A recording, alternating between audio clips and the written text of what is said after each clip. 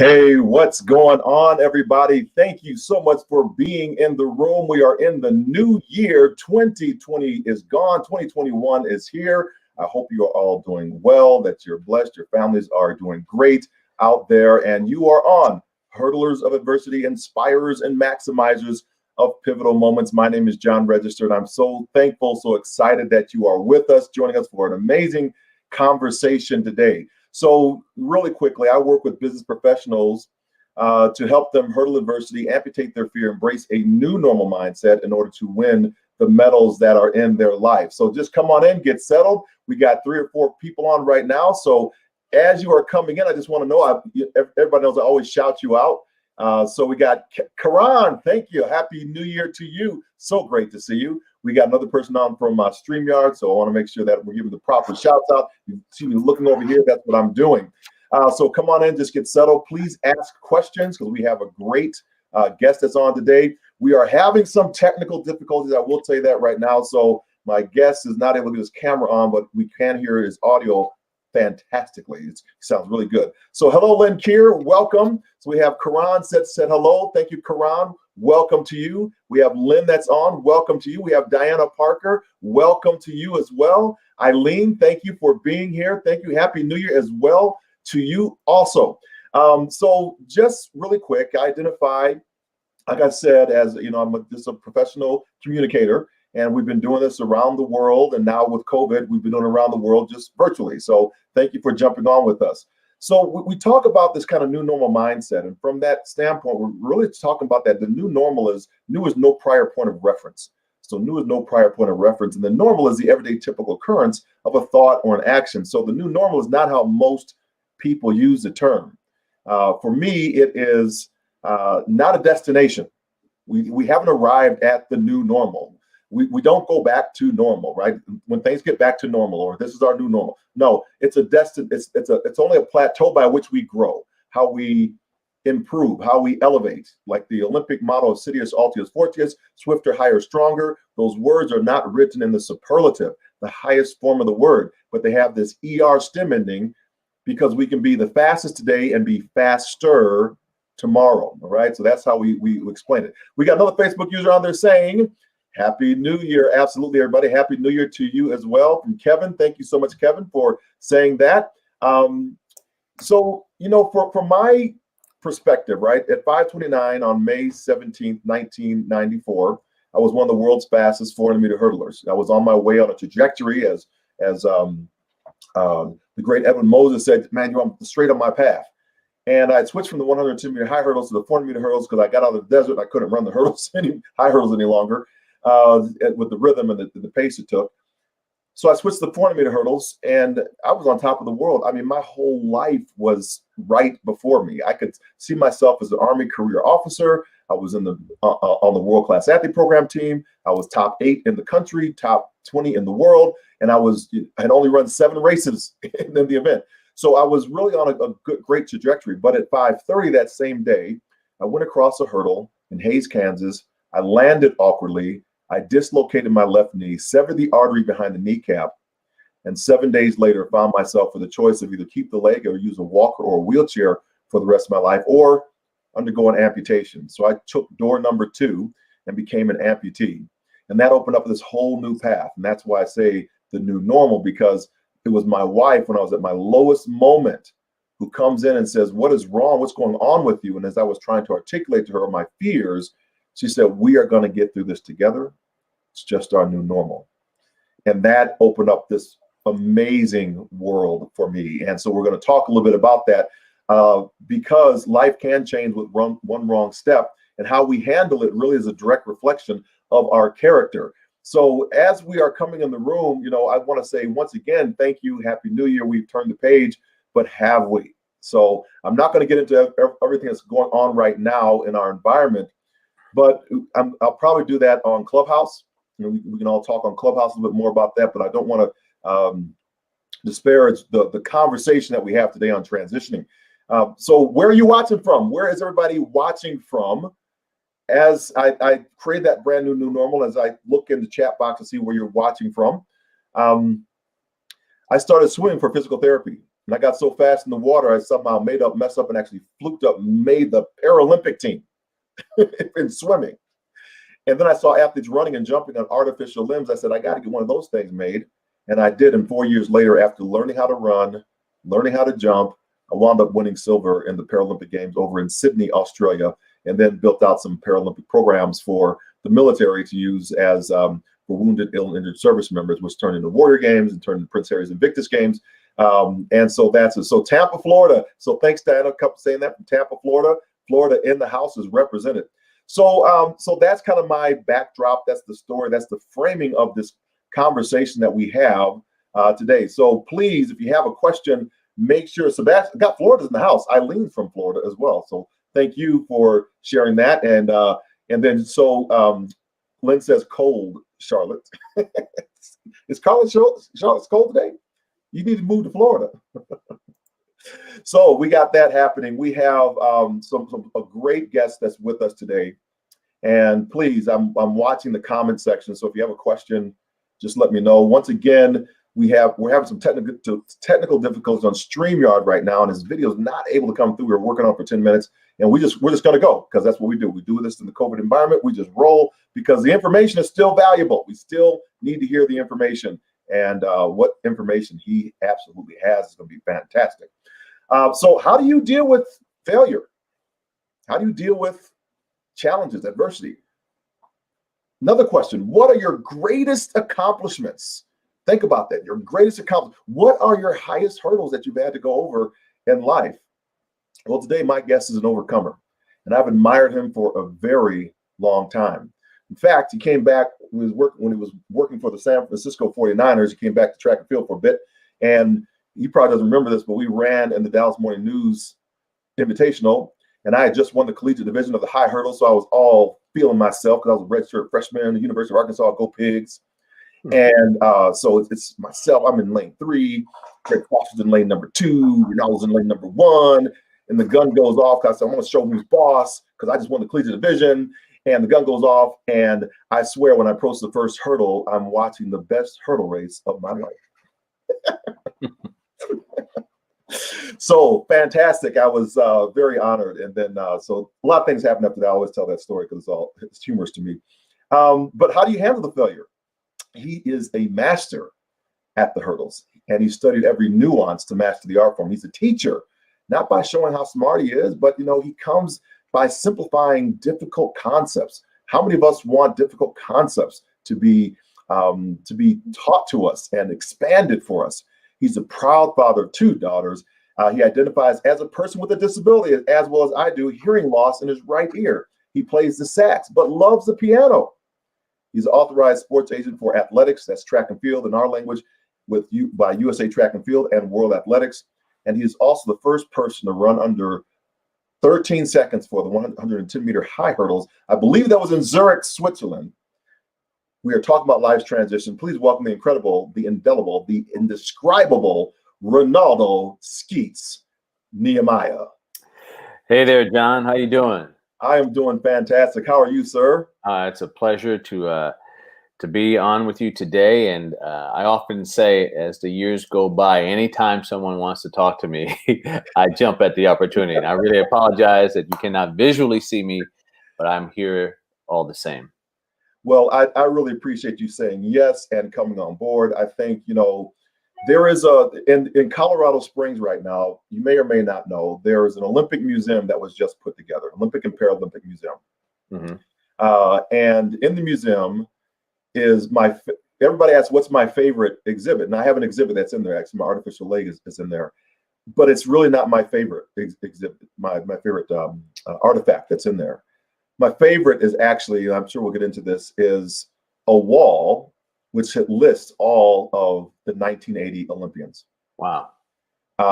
And I stop every single time and I pay honor to it because I know, I don't know, but I can only imagine training 4 years to have your country politicize the games and you don't get a chance to run when you're in your heyday, at your moment, at your world record top form, and you can't get a chance to compete along with all those other amazing athletes during that time.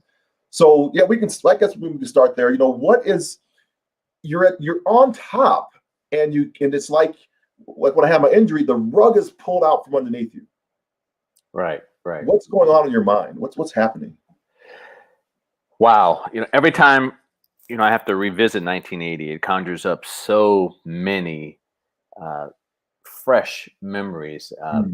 One of the reasons I got into running track and field, I grew up with team sports, playing football, basketball, baseball, and had an early experience. And some people often experience this where, you have some affluent parents who are on booster clubs and have a lot to say about who plays, who doesn't play.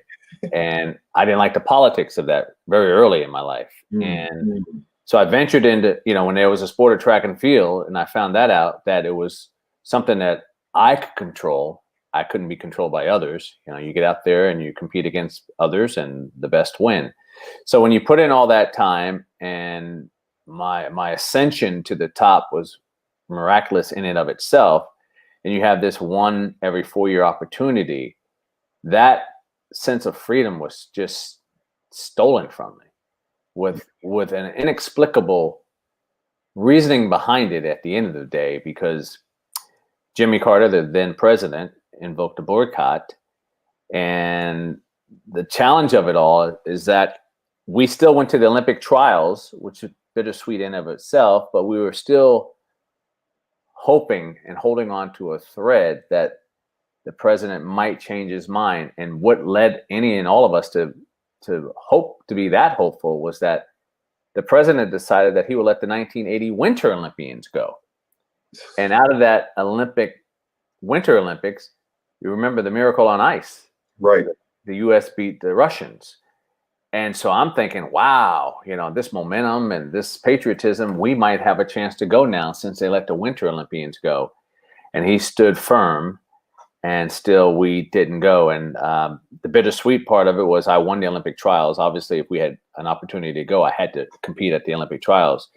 So I won the Olympic trials with the right to represent my country, but no Olympic Games. And that one stung for a very long time, John. Obviously, the Russians didn't leave Afghanistan. Right. And so as a result of it, I always said that the Olympic Games during that time was like a civilized way of having war without war through athletics. Yeah. And so we were the tokens, if you will, that were dangled out there. And unfortunately, for so many people, careers were done and over with. There wasn't the sports that we know today. But then I had to be, in spite of my own hurt and pain and I guess selfishness at the time, I had to put it in perspective. And the perspective that kind of sustained me over the years was that I could have gone to the 1980 Olympics as the best hurdler in the world, favorite to win the gold medal, and I may not have run my best that day and may not have won the gold medal. Would that have made me any less of a great hurdler, or any less of the best hurdler in the world who just happened not to have a good day? So I had to tell myself that I could not let one race or one event define me, because I was more than one race and one event. At least I felt I was. But I'll be honest with you, it took me about 20, 21 years to even want to talk about it. Well, no, absolutely. I totally get it, understand it I think we understand it at levels. Mm-hmm. And what I mean by that is we're very similar of how we came to the sport of track and field. Because I was not a football player, but they put me on the team because I was fast. And I was a baseball player. And I had a coach who told me in the hallway when I was a freshman, coming up to me and saying, "Hey, I heard you're going to try out for the baseball team." He's one of the most winningest coaches in our state of Illinois at that time.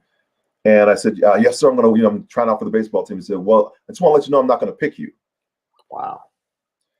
And without, in the year before, in the kind of junior pony league, I had batted over 800 because I was not allowed to compete in the pony league because they had the teams already selected. And because I wasn't selected for that team, I was by default had to go to the pony league, and I stole every base, stole home twice. Wow. And I thought that here's my shot as a freshman. I can, do baseball. And in the hallway, like going into the winter season, right before the indoor season is about to start for track and field, said, I think you should try out for track and field. Wow. So later on, I found out that they're kind of cahoots and stuff together. But that was the reason, that I fell in love with track and field, because no one could take that from me, or so I thought. Yeah, we're very similar in that sense. I could win by myself. I could lose by myself. My shoulders were broad enough that I could accept adversity. And, obviously if I lost, in team sports, it takes a collective effort. And if everybody's not cohesive and on the same page, you could be doing what you do, but a couple of breakdowns and you could still not reap the harvest. So, and I was immature as most teenagers were. So track and field for me probably was the best compliment to my sensitive personality at that particular time. Yeah, I wanted to own the success and I wanted to own the failure. I was not one who wanted to point fingers at someone else for being a reason and responsible for losing. I wasn't mature enough at that time. So that sport of track and field kind of worked out for me at that time. Well, I'm going to jump all over the place today because I just threw my notes all the way away.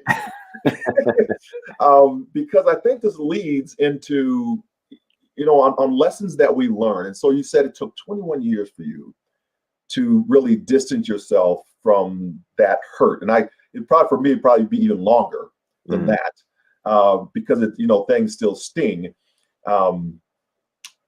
And when you look at that and juxtapose it, right, to owning the win or owning the loss, it's all on your merits that you did, your team that supported you to get to the finish line, and the weight's on your shoulders. What does that teach you in today's terms as we're looking at the different political states that we see, right? Contentious election. We had the murder of George Floyd and Ahmaud Arbery. We've had, COVID-19, all these things that have kind of come in, and people are what I call losing the oxygen that should be added to their environment for us to survive. Right. Well, when you talk about the team, for me, I grew up with in a very disciplined household. Yeah. And with discipline comes accountability.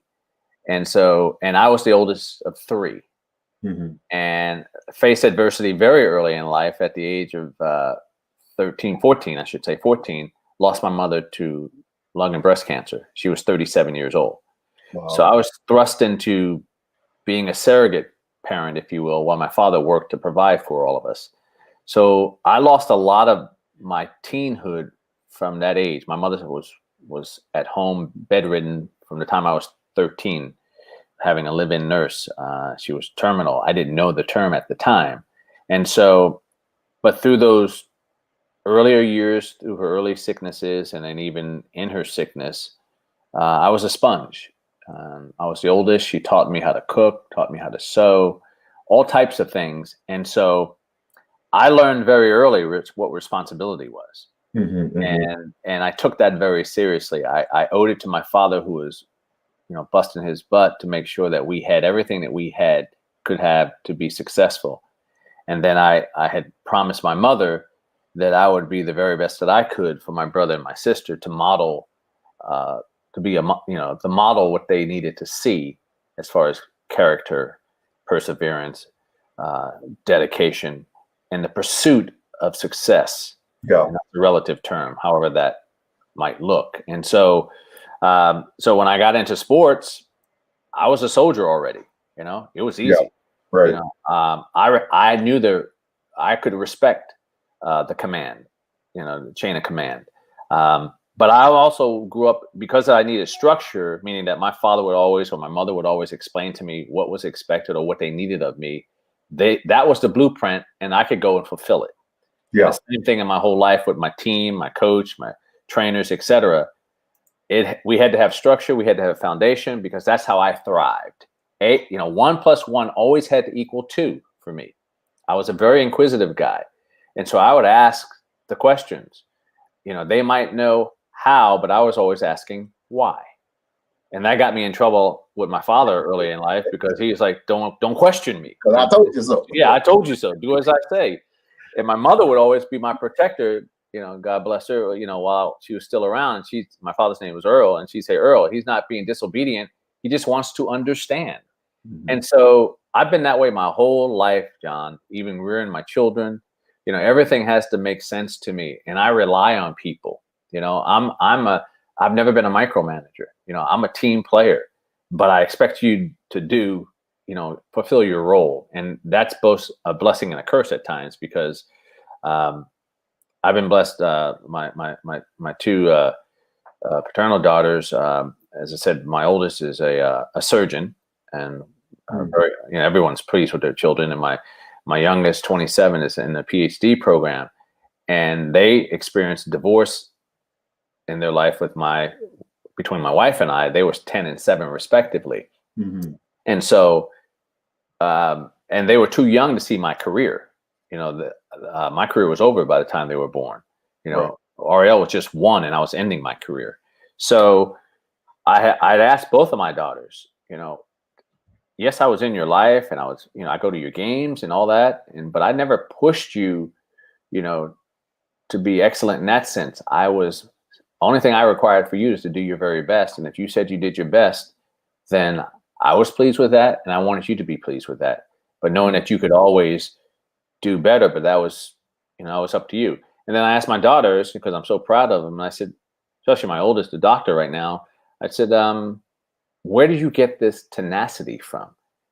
Because I never pushed you like that. Your mom helped you tremendously with your academics and all that, and my daughter was an All-American soccer player, but I exposed my children to sports, but I wasn't one of those fathers living vicariously through them. Sure. My daughter said to me something that was the most profound thing I'd ever heard. She goes, Dad, we watched you. I go, what do you mean? She goes, we watched how you did things. He goes, you were so, and my daughter's, she's an adult now. She'll say, you were so anal about everything. You had a process in which you did things. And so we just grew up. And so the moral to the story is that people model you. You're modeling is an example for a lot of people. And even when you don't think they're watching, they are watching. I think that is profound, and we often forget that in these environments that we show up today, that people are watching. I mean, I'm getting calls. I won't get too political, but calls from all my friends from around the world right now. Mm-hmm. What in the world is happening? So we are being watched, right? And what that outcome from that, I don't know if we're going to want the outcomes of what others might be thinking, or it could be the other way too. And this is exactly how it's supposed to happen, because in this situation, the democratic society is going to win always. Right. So that we can look at it that way too. When I look at what you did from there, going from 80, because I was very much a high schooler at that time. And I think around that time, I just broken Greg Foster's low hurdle race. Okay. In the 55-meter low hurdles, right? So we ran low hurdles in indoor in Illinois, and he was like up the street, right? He was up in Maywood, Illinois. So me chasing that, and I'm starting to understand the hurdles and all this other stuff, and I see this happen. It kind of rocked me too. Right. Mm-hmm. I started thinking early on, what does this, mean? I'm a sophomore, and I thought the Olympics was supposed to bring people together. And so I was kind of in that mode of I was not understanding. Right. I probably like all y'all weren't either, but you weren't going through it. But the tail end of it, though, is then we see a shift, a transition that happens. A lot of athletes, like you said, kind of closed up shop, went away. Other athletes started training for another 4 years. We see like a Benita Fitzgerald, mostly she comes back in 84. But you decide to take a different turn. And you said earlier on that you played high school football, booster club and all that stuff. What was the reason for making the shift from the transition from kind of your successful athletic career to the San Francisco 49ers? John, I was still brooding over the boycott, and I went on to train. But if you may recall, the Eastern Bloc countries, the Soviet Union, almost in short order publicized that they were going to retaliate in a boycott of the next Olympics, which are taking place in America, in Los Angeles. Right. And so here I am going, wait a minute, we just got out of our own boycott. I'm embarking on another 4 years, and there's an imminent threat of another boycott. So I went through 1981, the next year was my infamous year when I broke the world record, the 13-second barrier. And I went into the 1982 season, I broke several world indoor records. And I had just been invited to the Superstars competition. And the Niners had just won the Super Bowl. And I met Dwight Clark and Chris Collinsworth, all these guys. And I was cleaning up all these other athletes. And I remember Dwight Clark saying, wow, man, you have tremendous talent. Did you ever think about playing football?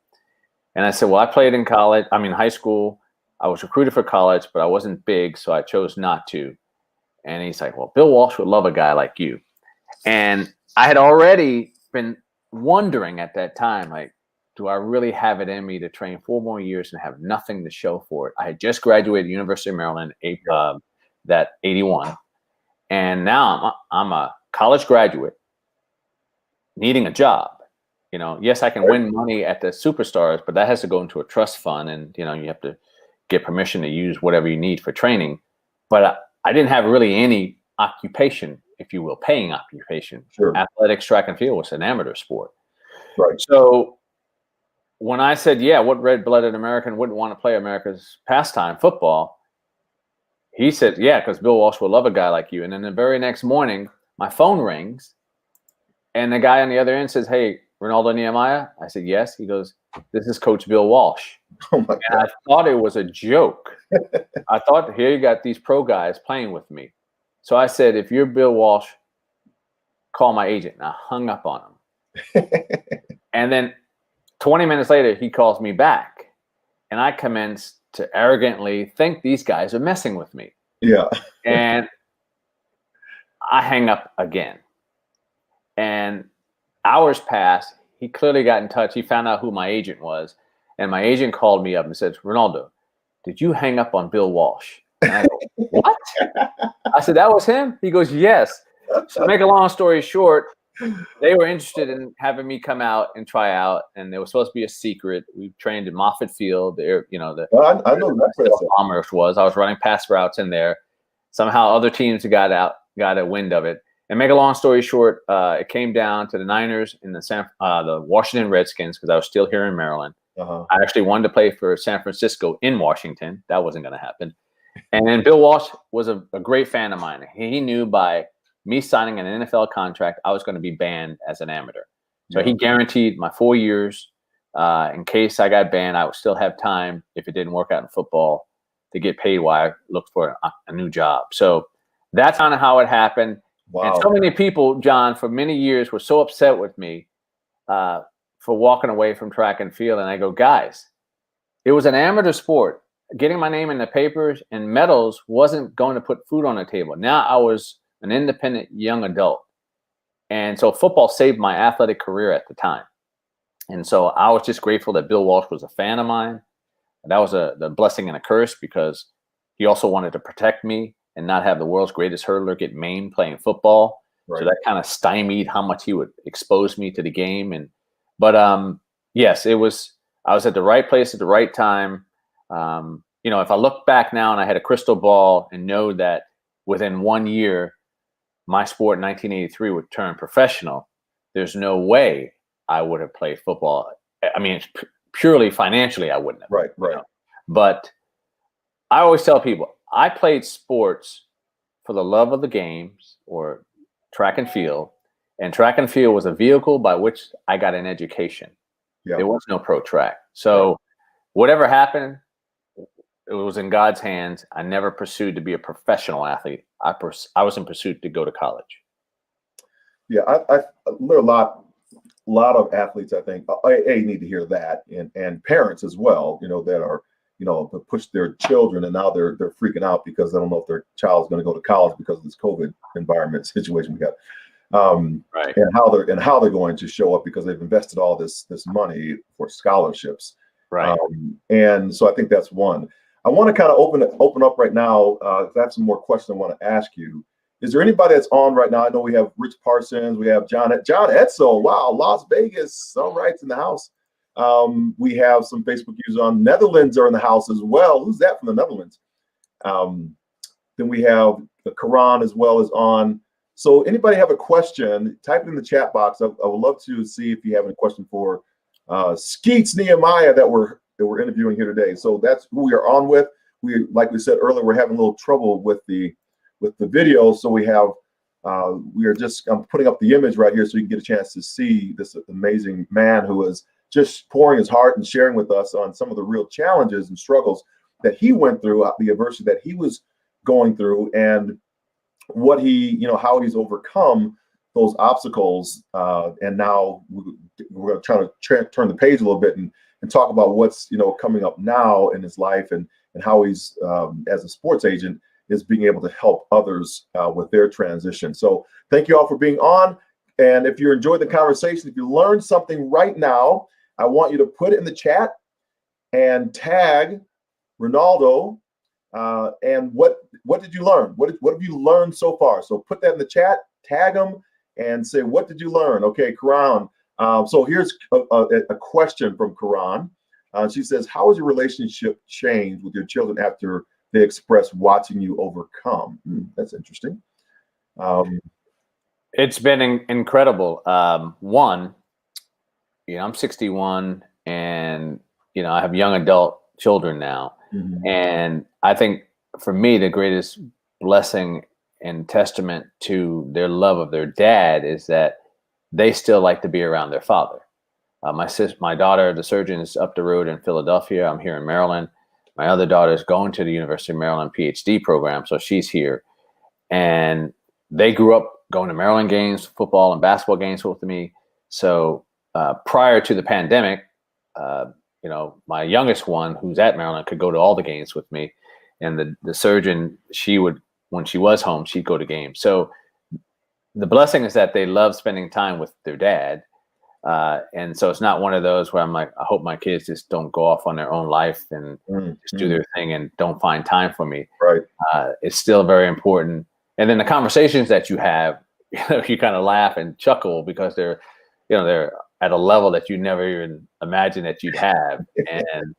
And it's a wonderful thing. And they're still, no matter how old they get, they're still my kids. And right. they'll still get a little feisty with me. And then, I have to look at them a certain way that they realize, oh, he's still dad. So I might live on my own, but I can't just say what I want to say. I still have to have that level of respect. But yeah, it's, I'm an old school guy, John. So, my daughters know that respect is paramount with me. And I always gave them leeway to vent, but there came a point where they had to, we had to ring it in, because once you cross that line, even if you're right, you're wrong when it comes to that. Yeah. And so, but it's been good. It's totally at a different level. I went through adversity, when I was going through a divorce with her mom, and it was so important for me. I spent 13 years single after that because I needed to be with my children to have them understand that their mom and I were divorcing, but we weren't divorcing them. Mm-hmm, mm-hmm. And I had children to be in their lives. That was very important to me. And so they are still a priority in my life, even though they're young adults. If they call on their father, they know that I will be there. John, there were so many times where I was in Europe at events, as an agent for other athletes. And I have a daughter, the youngest one's birthday is August 11th. And that'd be right in the middle of the summer track season. And I would fly home, celebrate her birthday, and get back on a plane and go back. Wow. I just one of these guys that if I told my daughters I was going to do something and be there, I was going to be there. When we went through a divorce and I would be at Octagon in my office, I would leave my office at 2:00 every day, drive to their respective schools, pick them up to take them home just to spend time with them. And the people in my office used to laugh and go, wow, you're just so committed to taking your daughters. I said, I love my daughters. I want to spend time with them. Absolutely. Yeah. So that's some of the foundational things that, when they have children, I want them to realize that love is unconditional, and it doesn't matter what's going on in your life. You have to be consistent. And that's, I wasn't a perfect dad. Obviously, none of us are. But one thing they know is that when Dad said he was going to do something, he did it. He didn't say he was going to show up at a recital and not be there. I didn't let my friends, I didn't let a sporting event, whatever it was. If I told my daughters I was going to be there, I didn't want them looking. You see the shows and the movies and the kids that are looking over their shoulder to an empty seat. Right. That was never going to happen. Yeah. Yeah, that's powerful. I mean, I was at the games, Paralympic Games in 2000, and I was that kid. I was looking up in the stands. I'm 29 years old at that point. I was 33 at that point. And I'm still looking up, and I'm right. And I wasn't settled until I saw them in the stand. Right. I mean, right. And I am a grown man, still looking for my parents. Yeah, that's right. It is. One more question from the audience is Rich Parsons asking, what's the biggest lesson you learned from Coach Walsh? Wow. Coach Walsh, they called him the genius, and I can honestly say I experienced firsthand his genius. But boy, he was a perfectionist. Wow. He was a maestro. I mean, and so because he saw the vision, that vision had to play out exactly how he saw it. And if it didn't play out that way, he was such a perfectionist that you were held accountable to the point where he would call out your salary to the penny in front of everybody. We're not paying you X a week to do whatever you aren't doing. Wow. And, but he was a surrogate father to me. I honestly believe that to this day. When we played on artificial turf, John, I played like 80+% of the time. When we played on grass, I played between 35 and 40% of the time. And I would ask him why. And he says, well, you're so much faster on turf. And I said, Coach, I'm faster than everybody anyway, whether it's grass or not. He just said, no, but I can't, again, as I said earlier, I can't have the world's greatest hurdler get maimed on my watch. And so as an athlete, that was frustrating. Post-athletics, I'm flattered by it. That he held me in such high esteem. He knew that he was taking the world's greatest hurdler from the sport of track and field. And I think he felt that he had to protect me and insulate me. So he had a lot of character. So that's the greatest takeaway, that yes, he was a perfectionist, but he had a lot of character. Well, thanks for sharing that. Thanks for asking the question, Rich. And once again, we're talking with the great Renaldo Nehemiah. Just a fantastic conversation. Hope you are learning from it. We've had a lot of folks that are commenting and putting it out there. So make sure that we are giving Ronaldo a lot of love. Just put the @ there, wherever you're listening from. If you're on LinkedIn, put that @ Renaldo Nehemiah, so that we are sharing that he is out here as well. And then once I'll put it up on the timeline, so therefore you can grab it and go share it out with your audience members. So Ronaldo, as we're talking now, and kind of make this adjustment to athletes making transitions, right? So a lot of times I'm talking with athletes now and telling them to really focus in on having your transition plan in play before you want to make the jump, before you want to make the transition. You as a sports agent, how are you helping to lead athletes during the kind of the heyday that they have, as well as prepare them for after sport? Well, one of the first and most important thing is that I might talk the talk, but I can walk the walk, meaning that I don't work with athletes who don't pursue their college degrees. I know my sport of track and field, I can count on one hand those who really could sustain their lifestyles, the Bolts, Allison Felix, certain people like that. Yes, they can make a good living, but most of them will have to supplement their living at some point. So I think, and also to me, it's purposeful. Society puts a minimum of 4-year prerequisite on an athlete, on individuals going to college. And to me, if you can't commit yourself to that, then that means you're going to probably cut corners a lot of places. Now, I do understand that college might not be for everyone, but I think those that I talk to and represent, they're in college anyway. So Yeah. Allison Felix, I signed her right out of high school, but she went full time to USC and graduated. I gave up my athletic scholarship as a sophomore, and I graduated in 4 years. There's plenty of time. You're not training 8 hours, 6 hours a day. Yes, they spend more time at it. So that's the first thing. And then the most important thing is that I was working in the off season. I was working with a brokerage firm in the off season because I was always keen on finance. And I actually ascended to a partner in a brokerage firm once I had retired. So I didn't wait till I got out of football or out of track to go, now what? Or because I'm the greatest, whatever, I'm expecting a tooth fairy to show up on my door with a job. I didn't do that. I cultivated an interest along the way. And John, when you travel, you meet a lot of people. Right. And I met a lot of people on airplanes and executives and all that. They gave me their business cards and et cetera. And I called them because they gave me that card for a reason, know? And so I tell my clients, I said, you're traveling all over the world, all over the United States. You're meeting people all the time. If they don't offer their card, ask for their card, because that person might be the link to your next vocation. Yes. And you got to have a plan, right? So I said, don't wait till the end. No worse than 3 years before you think you might be getting ready to stop. You need to start sowing some seed somewhere so that you can have a safe landing when it's over. Because none of us control when it's over, really. We think we know when it's over, but it might end prematurely. So I started working in finance right away because I had time. I'm like, what am I going to do? Let me go ahead and pursue this. I love finance and I was managing people. So that's what I do. I try to, and then I also try to get all my athletes, their first 3 years as a professional athlete, I try to have them sustain their lifestyle as if they were still in college with a few upgrades. I said, you did okay in college with less, far less. So let's pay yourself first before you start acquiring all these toys and things that you can't deduct. And they're just line items that are overhead expenses. So some of my clients balk at that. I'm older, so some of them don't even realize I was an athlete. Their parents do, but they look at me like, you're just a guy managing my career, which is quite humbling in and of itself.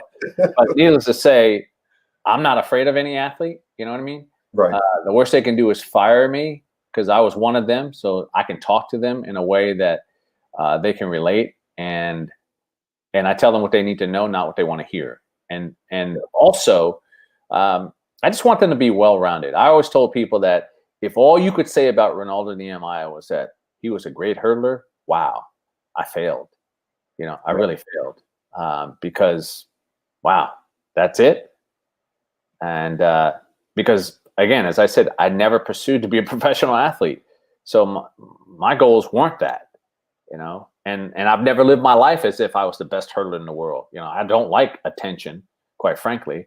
I don't like to be talked about or in circles where people are admiring me. I appreciate it, but it's uncomfortable because I'm not special. You know what I mean? That's something I did. That's not who I am. Right. Yeah. And the second attraction for me was when I saw you as the agent and in the financial markets, really helping others along their journey. Right. And that spoke volumes for me, because a lot of agents will get out there and they're the same way. They're just after the money. They want to make the commission. And my cousin took me to I don't know, where was I?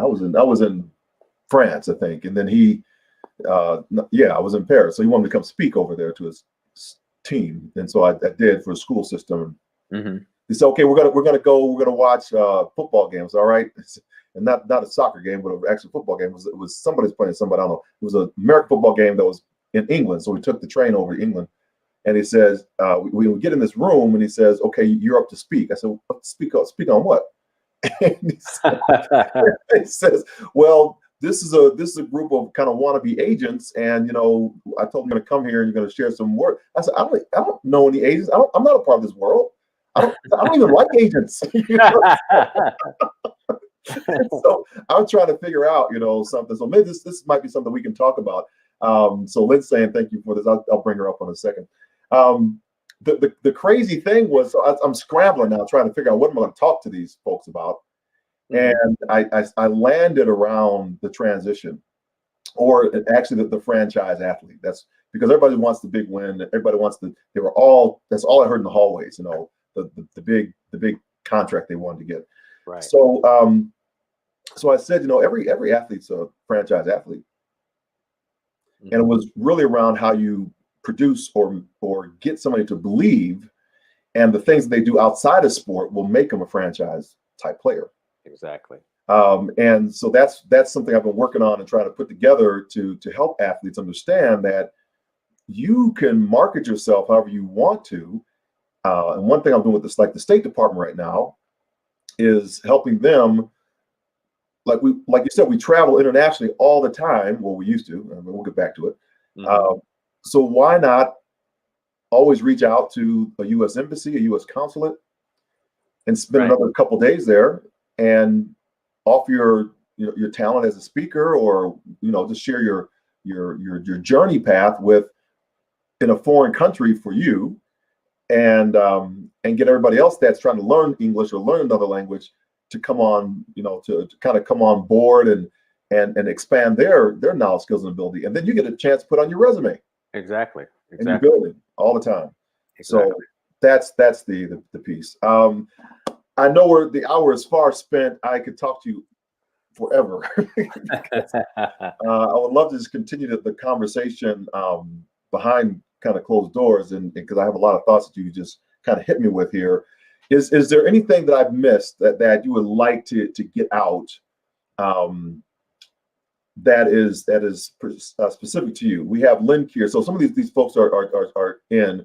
Curtis says, he's thanking us for a terrific Thursday.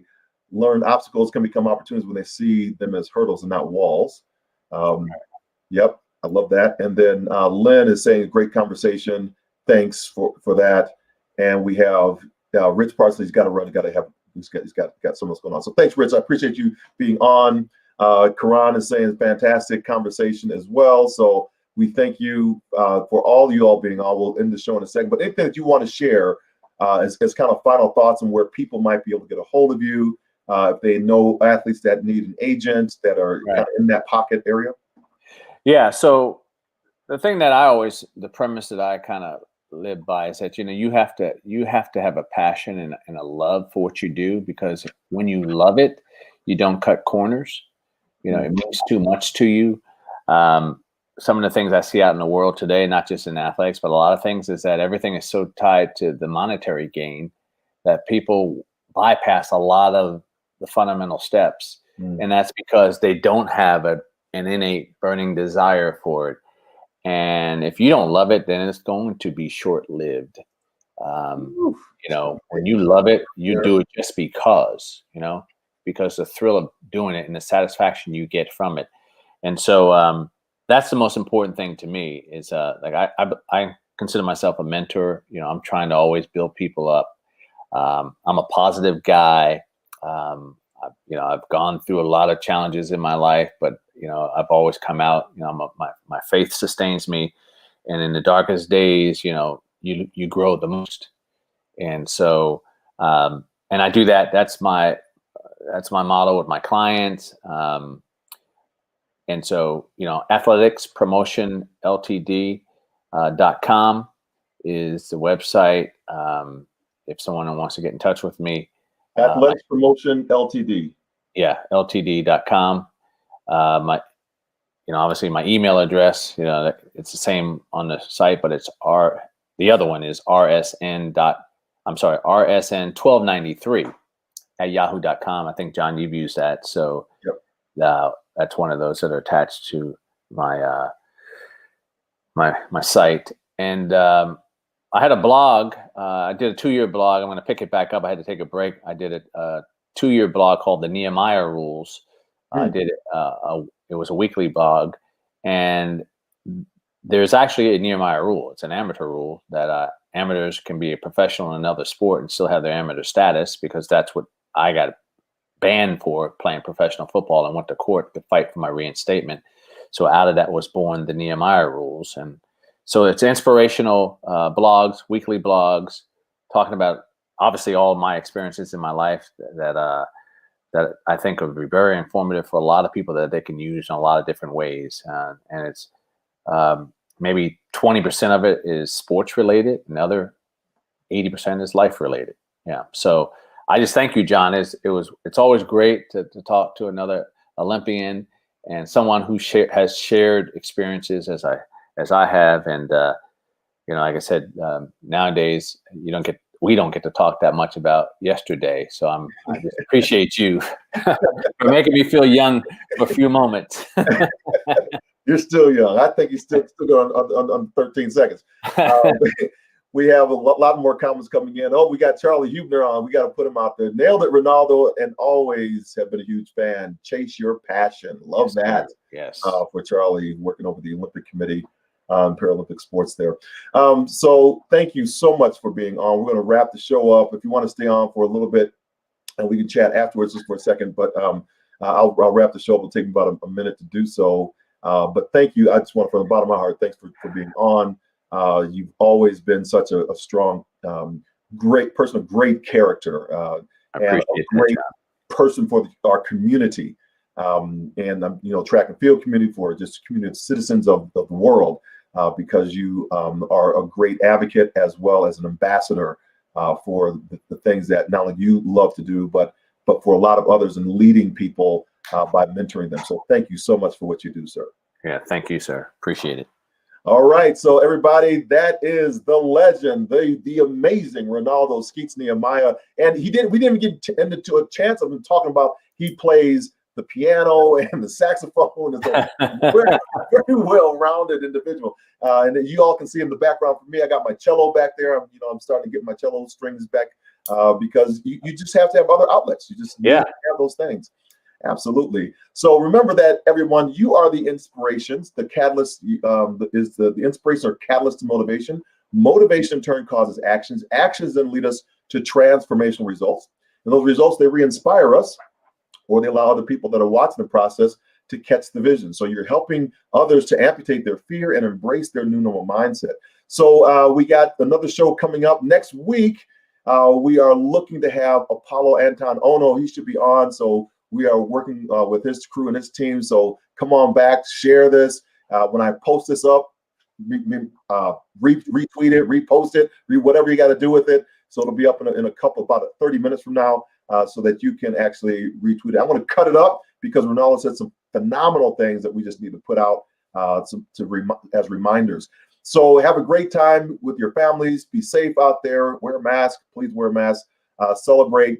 And I say to you, go forth, inspire your world, because go is your command, forth is your direction, inspire is your vocation. Because this mission belongs to you and you alone, and world, this is your sphere of influence. See you back here next week at 3:12 Mountain Time on Hurdlers of Adversity, Inspirers and Maximizers of Pivotal Moments. Bye for now, everybody.